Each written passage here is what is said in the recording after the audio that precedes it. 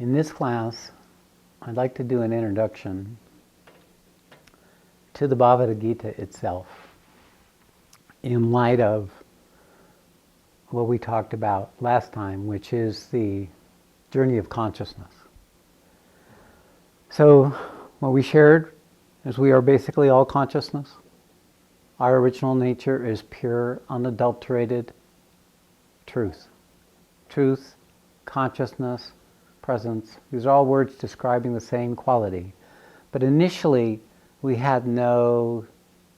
consciousness had no identity. It had no sense of itself.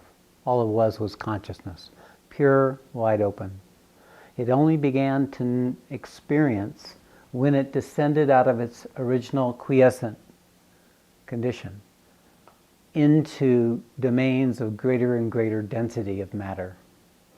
And then becoming entangled in matter, becoming identified with matter, forgetting its original nature, and becoming whatever it is it had merged with in matter, and in the process became a human being, which woke up basically in matter, matter waking up to itself. That's fully mature consciousness in matter. So then the consciousness believes it's its thoughts, believes it's its feelings, believes it's its body, its sensation, its story, its beliefs. And then over many lifetimes, birth, death, birth, death, birth, death, eventually this identification of consciousness with matter grows weak until it comes to the place where it begins to disengage. This separation of consciousness from its identification with matter, this beginning of this separation is a turbulent period, a difficult period. This point of transition is what we talked about last time, is the point of dejection, where the soul, the consciousness that has been associated with the body, becomes aware of its bondage. But it becomes aware of its bondage viscerally, below the surface awareness, below the outer-oriented sensory intelligence, and it is something that's a turbulence that's going on deep in the vibration of consciousness itself in the body. So it's very hard to know what's going on. What is it that's happening? But actually what's happening is consciousness is beginning to try to separate. It's trying to separate its identity with matter. The journey is reaching its end and it's looking to break free. So this first process, where consciousness begins to wake up to its condition of bondage, is where the return journey starts. Basically, the way I like to define it is at that point, you're a personal individual. You're an individual, separate from all other individuals and all other things. You have a complete separated sense of self. And the sense of self is personal. It does take everything personally. It's about me. And everything is related to itself. This personal individual is the state of bondage, where that which can turn its attention on anything turns its attention on its own self. So your relationships are about you, your job is about you, your money is about you, your beliefs are about you, your opinions are about you, your stories, your sense of what's important, what's not important, your values. All of this is about you. It thinks it's about other people, but it's actually about other people only in relationship to you. This is what ego is. It's endless self-referencing, bringing the attention. So it takes everything personally. This self-referencing is ego doesn't know it's anything but its belief or its thought or its idea or its mood or its feeling. Bondage. So from that condition, consciousness goes through a process of separation where it begins to lose the full convincing identification it had as a personal individual, and it becomes less and less personal. As this goes on, consciousness eventually separates from its identity with matter and comes to its own nature. And then when it returns to the body, It is a complete different paradigm, a complete different way to be. And each stage of the journey tends to create this shifts in consciousness, what we call shifts in consciousness. So the Bhagavad Gita describes the journey from this point back to the original purity of what we are. This is a compelling journey. Like I said last time, it's as if you're no longer, you take it, put it upside down, and it's more like a falling. We quit struggling to keep on the surface of life, and we quit treading water, and we finally exhaust ourselves and we cannot keep it up anymore. And as we can't keep it up, we start falling back into our original nature. But the ego keeps fearing this process, keeps struggling, because it only knows itself when it's on the surface. As soon as it starts descending into the subconscious and the inconscient and the more less known parts of itself, it's afraid it will die. So the spiritual journey can be seen also as a process of descending, of a process of letting go, and in the process of letting go, falling back into your original condition. It takes energy to keep an ego going. The characteristic of our separate identity is we're an endless activity. So much so we have to rest every night. It's so hard to be us. Constant work. That's why we need to rest. Because we're always struggling to prove we exist, to prove we're real, that what we believe is right, and what other people believe is wrong. It's this endless activity. So we exhaust ourselves. You might just say dejection is a form of more foundational exhaustion.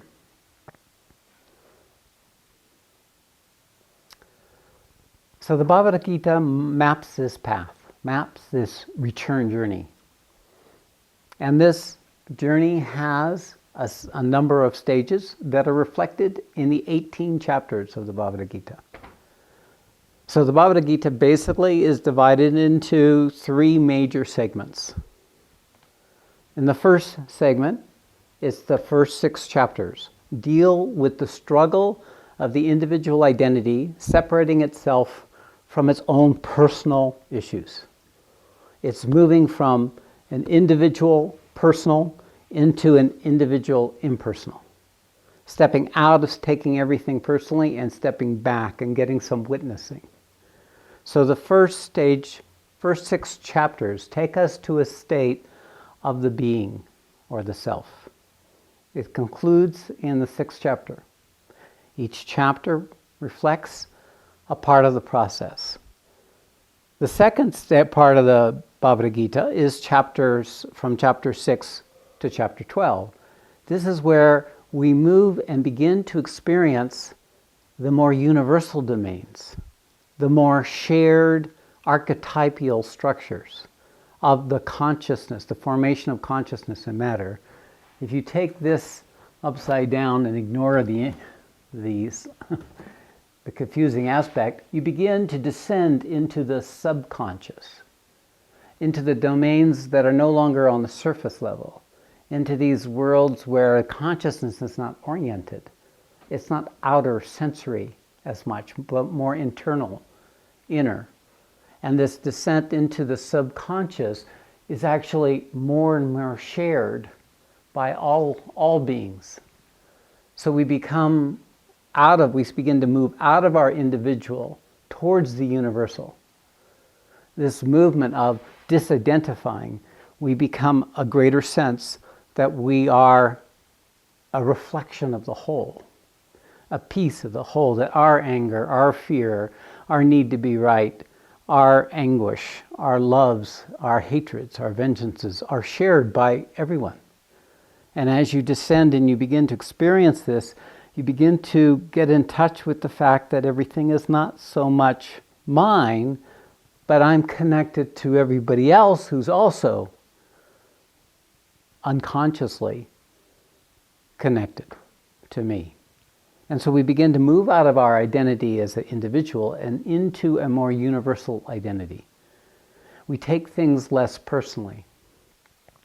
The first part of this process is we move from the individual personal to the 6th chapter, which is individual impersonal. And then we begin to move from individual impersonal into the individual universal. This movement of the individual universal goes on until the 12th chapter. And basically, it is a movement where at the first stage we descend to a certain point and become stable. And then we descend to the next point and we begin to move into the radiance of what we are in truth. And this radiance has much greater power than our individual consciousness could hold. It takes a universal consciousness, expanded universal consciousness that has disengaged from its identification with matter sufficiently that the universe can come in and be experienced and felt. This process has two aspects. They're basically corresponding to our mental nature and our feeling nature. Our feeling nature includes the body and the heart, and our mental nature includes spaciousness and awareness. So in the Gita, this second part has two major stages. The first is meeting yourself as the universal impersonal, the vast, unlimited awareness. These are usually glimpses. The second stage is meeting the universal personal, meeting what we would call God, or all the emanations of the God forces into the creation. These were all expressions of the original Sat. As the Sat first began to manifest and move itself out into the creation, along the way it created these vast egos, these vast beings of great power, great force, of which this universe is constantly being maintained by. They are the archetypal structures that are basically holding the world as we know it in place. And when we descend, we begin to experience these beings, these energies, within ourselves, and we begin to move into relationship with them. So in this way, we call it our moving into a relationship with God. I like to use the word that the second phase of the Bhagavad Gita addressed two issues: who we are as truth, the unchanging Sat, pure consciousness, and God, which is the expression of that pure consciousness in its universal aspects. So, this 12th chapter addresses the issue of merger, where the individual soul merges into the ocean of truth. You disappear in the ocean of truth as pure awareness. Buddha called this nirvana. Or you disappear in the ocean of gods and God, which is called merger. The next stage of the Gita deals with the last chapters 12 to 18, deals with what happens to a being who's gone through that process. This last part is the manifestation, the bringing it into the individual body.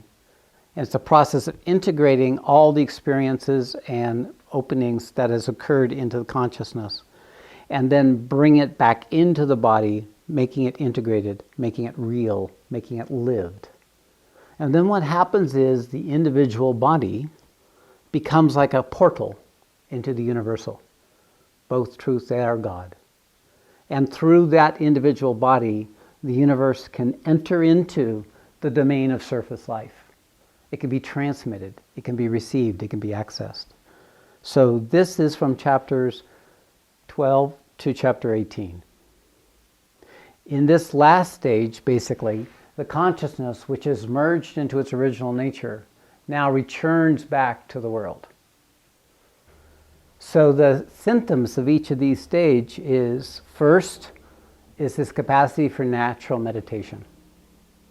Effectively, it feels like you're being meditated. Rather than you meditating, it feels like you're being meditated. You're being pulled to be in this feeling state or this awareness state. It'll be in your awareness, the mind will expand and the thoughts will quiet, or it'll be in your body where there'll be this feeling of bliss, or in your heart, a feeling of connection or love. And when that's coming naturally, that means you've stabilized in the 6th chapter, the stage of meditation. The next state are much rarer. The next stage is when you come to the state of consciousness that says, I am that. It's as if the identity reaches a point where it says, instead of I'm a body with a spirit, it says I'm a spirit with a body. When that identity has switched from being an individual that has spiritual experiences to being that which is spiritual, having human experiences, that's the 2nd stage of the journey. Stability in knowing yourself as truth, or I am that, or as God, or as absorption in God, and that you lose that absorption when you fall back into your human condition. But mostly who you are and what's important to you is to be in absorption, or to be in I am that. When that has stabilized, then you're in merger. Basically, your individual consciousness has merged in the ocean. The drop has merged in the ocean, but comes out. Merges in the ocean, but comes out. But this sense that I am the ocean, and I'm not what comes out, gets stronger and stronger until that sense of self is very broad, very expanded, not personal, impersonal, in its knowing of itself as the all. And this can be an experience, or it can be an awareness.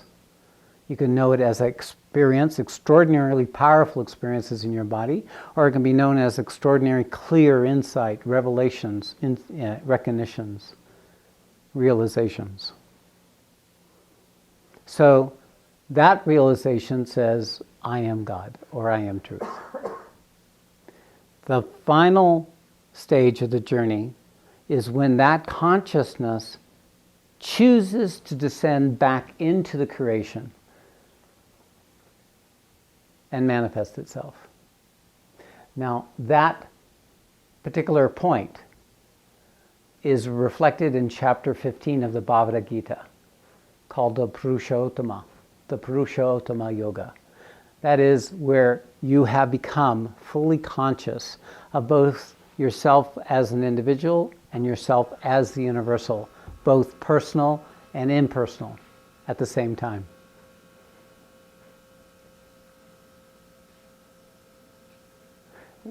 From that place of absolute truth, you recover your ability over time to descend back into the world, and you recover your ability to act as an individual, to act as a personal individual, while remaining universal and impersonal. So that's the state. It's a concurrent state. And this, the Gita reflects in the chapters from 12 to 18 in particular, describing the nature of how creation works. It basically is a series of revelatory experiences that lets the consciousness know how the creation works. And it gives the consciousness, the universal consciousness that's returning to the universal, all the information it needs to do to bring that higher consciousness into the world. Okay? So the Gita has basically 3 major sections. Chapters 1 through 6, which is the typical spiritual journey that takes you to the realization of the self. Chapters 6 to 12, that takes you to the realization of God or truth. And then the last part, which deals with the manifestation. Okay.